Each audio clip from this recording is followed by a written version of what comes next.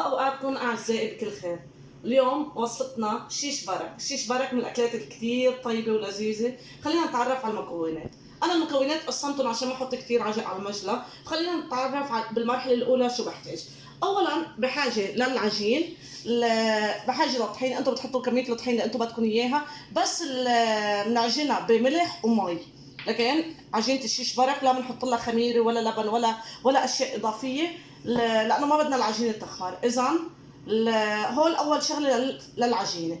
بنتقل للحشوه. الحشوه بحاجه لبصل مفروم، لحمه مفرومه، البهارات، بهار حلو، قرفه، فلفل اسود، رشه ملح ورشه كمون.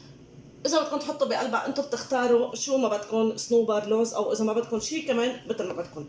انا قبل بمره قلت لكم انا لما افرم البصل قبل بوقت انا فرمتهم وكنت عم بحضر باقي الاشياء، فحطيت عليهم رشه ملح وزيت عشان ما تطلع ريحتهم. اذا هون انا ما حاحتاج ارجع لزيت الا شويه زيت لاقلي فيهم الصنوبر. خلينا نباشر بالوصفه. اول شغله انا ححط البصل يتدبل على النار ومن بعدها برجع بعجن العجينه، لانه العجينه نحن مش بحاجه لتختمر، يعني دغري بنعجنها وبنبلش فيها. بسم الله. لكن مثل ما شايفين في زيت على البصل، يعني انا مش بحاجه بعد لكميه زيت. انا حاطه هون زيت زيتون. بدي اقلي البصل لتتدبل وتشقر شوي صغيره. بسم الله.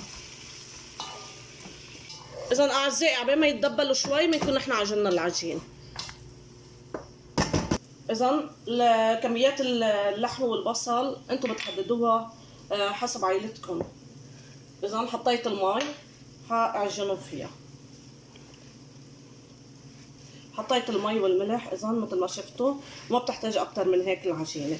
اذا احتاجنا مي اكثر بنضيف، واذا لقينا العجينه رخيت اكثر من العاده كمان بنزيد الطحين. بعجنها منيح اعزائي لحد ما تصير ناعمه وصير اقدر اشتغل فيها. خلص وبرجع لكم. اعزائي من بعد ما عجنتها منيح هيكم ما شاء الله كيف صارت. هيدي العجينه اللي انا بدي اياها. اذا حسيتوا شوي بتلزق على ايدكم حطوا بس نقطه زيت على ايدكم. انا حطيت بس نقطه صغيره لقدرت كملت.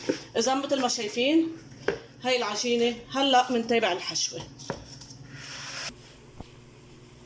اذا من بعد ما تدبلت البصله مثل ما شايفين العجينه ما اخذت وقت، يعني بعد البصله على النار عم تتدبل يعني 5 دقائق بس مش اكثر.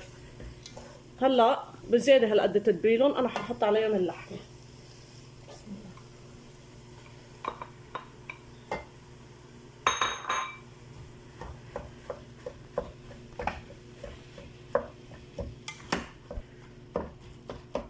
بس شوي لتنخلط اللحمه معهم منيح فبحط عليهم البهارات. البهارات ما بحتاج اكثر من انا حطيتهم بالاكل. انتم اذا بدكم بتحطوا البهارات اللي بدكم اياها، ولكن باللبن ما بنعود بنحط بهارات. يعني هول كل البهارات اللي نحن حنستخدمهم بهيدي الوصفه.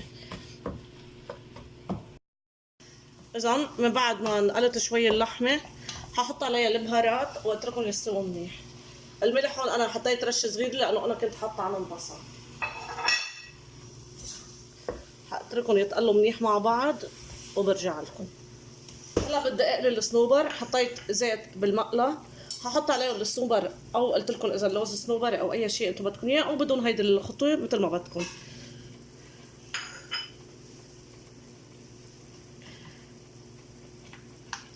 من بعد ما قليت الصنوبر بحطهم على اللحمه. كان فيني اقلي الصنوبر مع البصل بس انا بفضل هيدي الطريقه.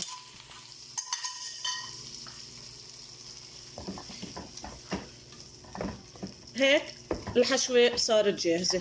بننتقل لمرحله العجين لنشوف كيف بدنا نحشي شيش برك. هلا من بعد ما نظفت المجلة بدنا نرق العجين.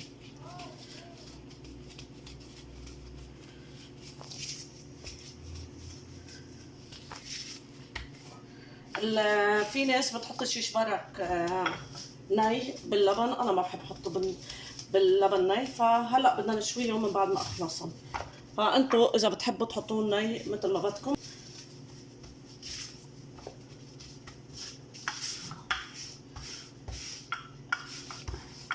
من بعد ما رقيت العجينه هلا بدي اقطعها. حقطعها انا بفنجان قهوه. انتم بتختاروا الحجم اللي بدكم اياه، بس هي عاده للشيش برك بتكون صغيره. انا هيدا الحجم كافي عندي. اعزائي من بعد ما قطعتها فهلا بدي بلش احشي، فحبرجيكم كيف بحشيها. هيدي الحشوة بتنفع للكبة كمان هي نفسها.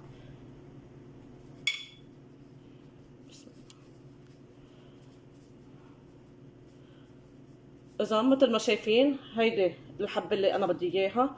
هارجع اعيد قدامكم.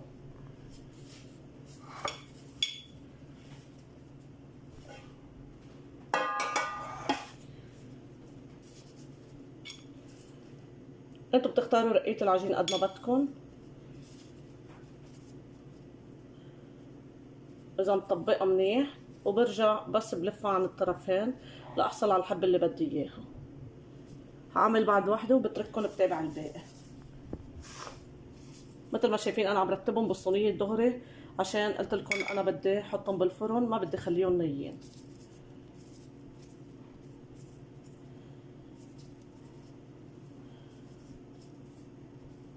اذا حكمل الباقي وبرجع لكم. مشاهدينا هي من بعد ما خلصت الصينيه هحطها بالفرن وبس اخلص برجع لكم. اعزائي وهيك من بعد ما طلعت من الفرن هلا حنباشر باللبن. اذا هلا بدنا نكسر اللبن. في عندي هون كيلو ونص لبن، هحط عليهم الملح هيك اتفقنا من الاول، وبكسرهم لحد ما يصيروا كتير كتير ناعمين. اذا عندي مثل ما خبرتكم كيلو ونص لبن، عندي هون 3 معالق نشا، كبايه ونص مي، هول بدي اضيفهم هون لاطبخ اللبن. ومن بعدها في عندي كزبره وثوم لقلي التقليه عليها واحطهم اخر شيء على الشيش برك. هول اختياريه، في كثير ناس بتفضلها بلا كزبره وثوم. انا برجع بكرر لكم انه انا اللي عم بسوي الاكل عم بقدم لكم اياه مثل ما انا بقدمه لبيتي. اذا مثل ما شايفين ما شاء الله اللبن كيف صار. هلا بحط عليهم النشا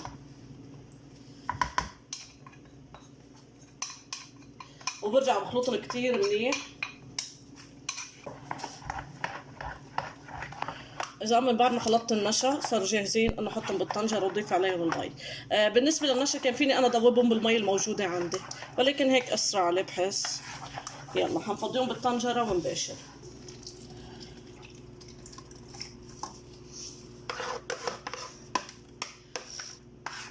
بعد ما حطيتهم بالطنجره حضيف عليهم المي مثل ما خبرتكم، عندي كبايه ونص.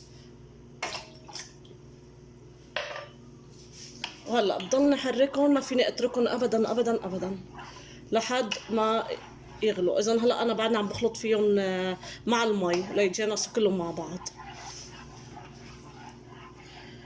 اذا بس يبلشوا يغلوا بفرجيكم كيف صاروا. بضلني احرك مثل ما خبرتكم، ما بترك ابدا ولا بيحترق اللبن من تحت. اذا من بعد ما عم يغلي اللبن هلا بدي سقط حبات الشيش برك.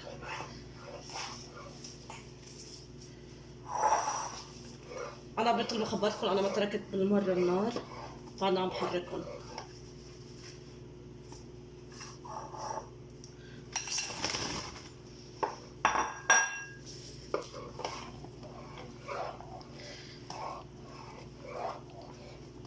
بحركهم شوي شوي عشان ما ينفتحوا الحبات.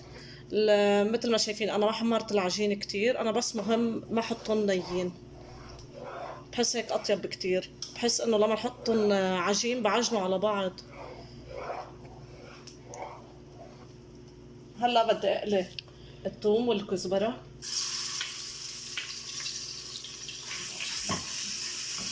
حميت الزيت قبل.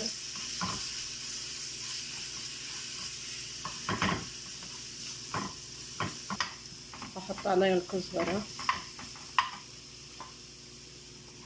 كزبره خضراء مفرزه اللي بدكم اياها.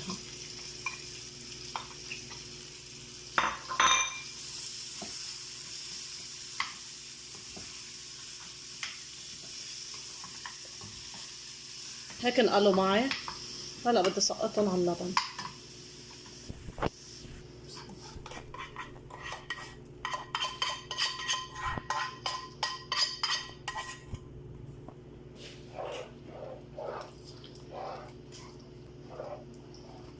حتى بحس شكلها بالكزبره والثوم اجمل.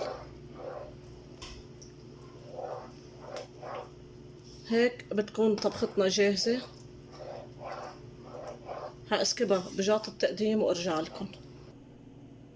أعزائي هيدي من بعد ما خلصت طبختنا حطيتها برجات التقديم. بتمنى وصفتي تكون عجبتكم، بتمنى كل وصفاتي تكون عم تعجبكم. ما تنسوني من السبسكرايب واللايك والشير، وبشوفكم بوصفة جديدة مع فيديو جديد. إلى اللقاء.